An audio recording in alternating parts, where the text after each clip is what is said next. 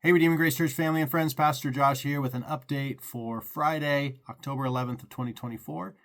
Thank you for your patience. I've not been very consistent in terms of getting these information updates out to you.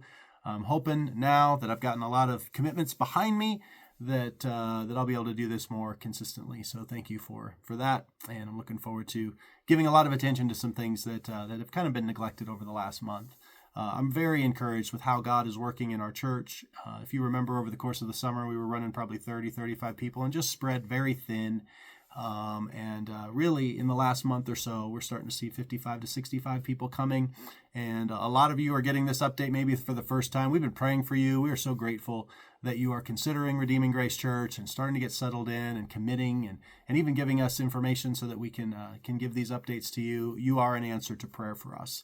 I'm looking forward to those of you who are just checking out Christianity. I'd love to help you understand the gospel and respond rightly to it, and come to know Jesus as your personal Savior.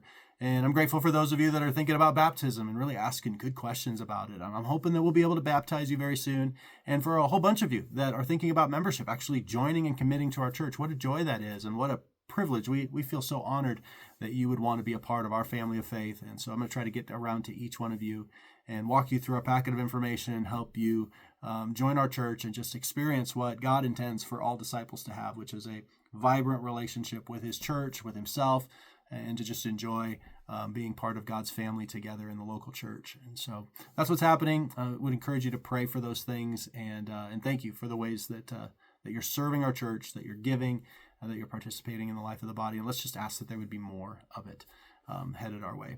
We have a furniture delivery tomorrow at 9 a.m. if you want to meet at Love Inc. Tomorrow's a Saturday.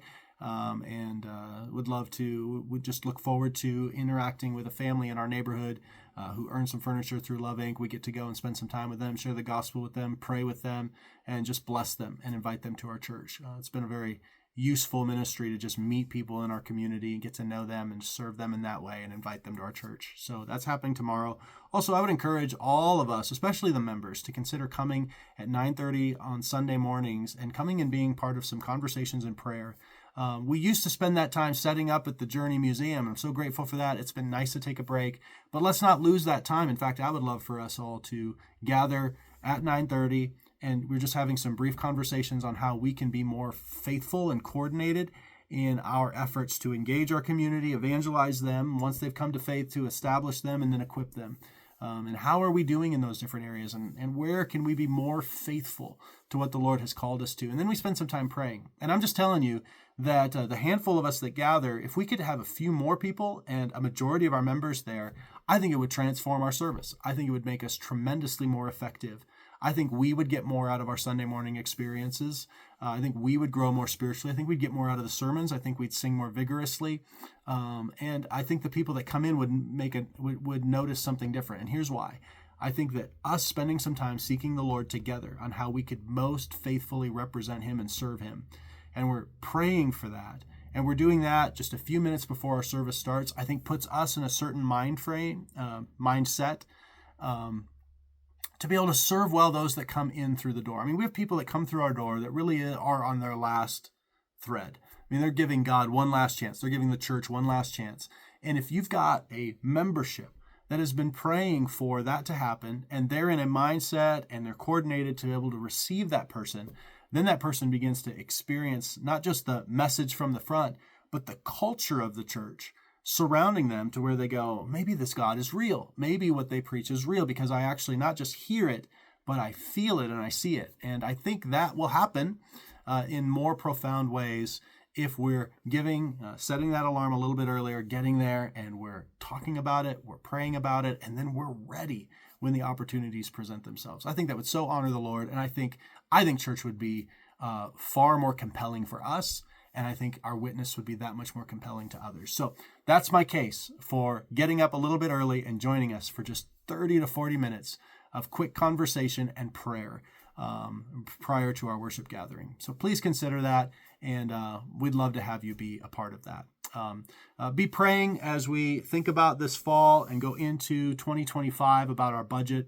I really want to, especially over the last week, as I met with different pastors and met with missionaries around the world, I'm just becoming more and more convinced that we should commit more of our resources to missions work and to supporting churches beyond us. And so pray about that. Individuals, especially members, would you consider how you could contribute to our church so that we could support our own ministry, but also that we could be generous with other ministries as well.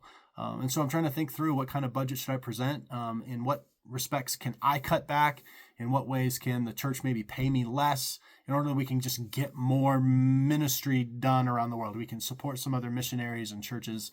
I'm thinking of one down on the reservation that we have a relationship with that could really use some financial support and some prayer support. I'm thinking of one in Winnipeg, Canada, that could use some support. I met a pastor from Rome who's doing some really hard and challenging work in Rome. I'd love for us to consider praying and partnering with them.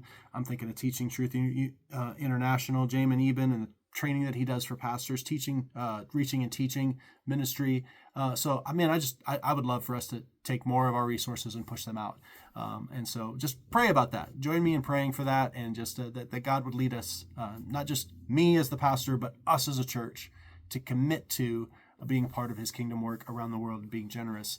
One of the reasons for that also is that we've got 3 different churches that want to invest in us. So I've been contacted over the last month about 3 different churches from far parts of the United States, far from us, that want to bring teams to come and invest in our church, that want to come help us do some evangelistic events, help us invest in our building and support us. And I'm so humbled by that churches would give up resources and people and time that they could spend on themselves and give that to strengthen our church, that they believe in our mission, they believe in what we're doing enough, they believe in the need in our community enough, that they're willing to give up some of their summer, give up some of their money, give up some of their time to come here for a week and invest that in us. Are we that invested in what we're doing? I'm praying that we are. And so I want to honor that. I want us to match that. And I want us to model that as well as we try to invest in others too. So I'm praying about that kind of stuff over the course of this fall and into 2025. What does it look like for us to be faithful as a church, to give and to serve in the ministry that God's given us, to graciously receive as a kind gift from his hand the ministry of other churches to us, and then also where might God call us to sacrifice of ourselves in order to promote and strengthen the gospel work in really far away places. That's what I'm praying, and that's what I'm thinking about. And I'd love for you to come be a part of that and to contribute to that. So, all right, that's enough. That's a long rambling update, but hopefully you catch my heart. And I look forward to this coming Sunday. Pray for Joseph Updike as he brings our message this coming Sunday. Begin praying right now, and maybe read through 1 Peter 1:13 through 21 in preparation to hear that word from him. Consider coming at 9:30. Consider helping with the furniture deliveries. There's just a lot of different ways for us to spend time together and pursue the Lord together. And I hope that you'll take a step in that direction. I love you. I'll see you Sunday. Bye.